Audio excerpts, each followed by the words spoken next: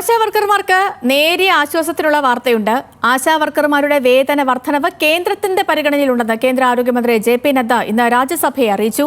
അതേസമയം സെക്രട്ടേറിയറ്റിന് മുന്നിലെ സമരം ഘടിപ്പിക്കാനാണ് ആശാവർക്കർമാരുടെ തീരുമാനം. ഈ മാസം 17-ന് സെക്രട്ടേറിയറ്റ് ഉപരോധം അടക്കമുള്ള സമരപരിപാടികളിലേക്ക് കടക്കാനാണ് ആശാ ഹെൽത്ത് വർക്കേഴ്സ് അസോസിയേഷന്റെ തീരുമാനം.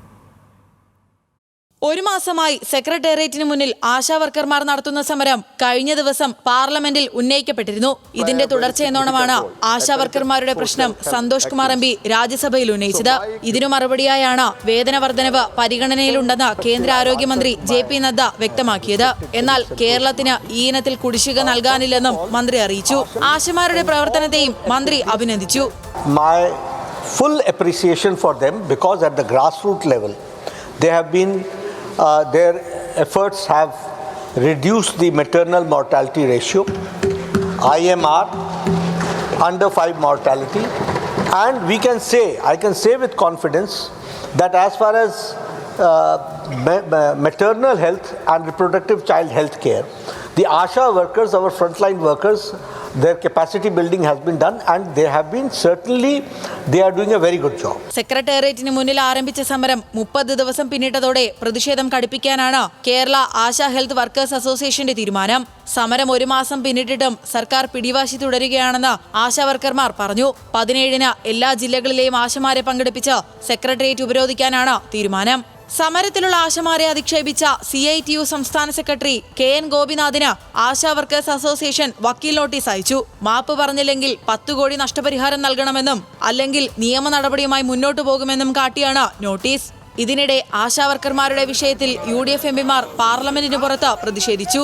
ആശാവർക്കർമാരുടെ സേവന വേതന വ്യവസ്ഥകൾ പുനഃക്രമീകരിച്ച് നൽകണമെന്നും സമരം അവസാനിപ്പിക്കാനുള്ള നടപടികൾ സ്വീകരിച്ച് ആശാവർക്കർമാർക്ക് നീതി ഉറപ്പാക്കണമെന്നും ആവശ്യപ്പെട്ടായിരുന്നു സമരം.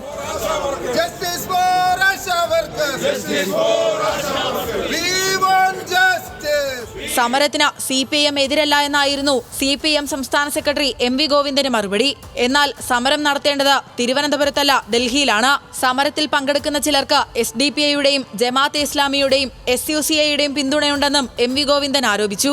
ആശാ വർക്കർമാരുടെ സമരത്തോടൊന്നും ഞങ്ങൾക്ക് വിയോജിപ്പില്ല.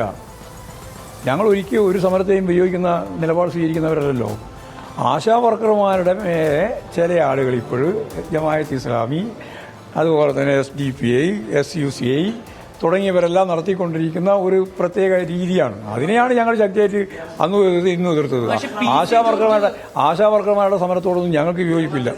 ഓണറേറിയം 21,000 രൂപയാക്കി വർദ്ധിപ്പിക്കണം എന്നതടക്കം വിവിധ ആവശ്യങ്ങളാണ് ആശാ വർക്കർമാർ ഉന്നയിക്കുന്നത്. ഓണറേറിയം 21,000 രൂപയാക്കുമെന്ന LDF സർക്കാരിന്റെ പ്രകടന പത്രികയിലുള്ള വാഗ്ദാനമാണെന്നും ഇതിനായുള്ള നടപടി സ്വീകരിക്കേണ്ടത് സംസ്ഥാനമാണെന്നതാണ് BJPയുടെ നിലപാട്. ആശാ വർക്കർമാർ പ്രതിഷേധം തുടരുന്നതോടെ വിഷയത്തെ സജീവമാക്കി നിർത്താനാകും പ്രതിപക്ഷത്തിന്റെ ശ്രമം. തിരുവനന്തപുരം, ഡൽഹി ബ്യൂറോകൾക്കൊപ്പം ന്യൂസ് ഡെസ്ക്, ന്യൂസ് മലയാളം.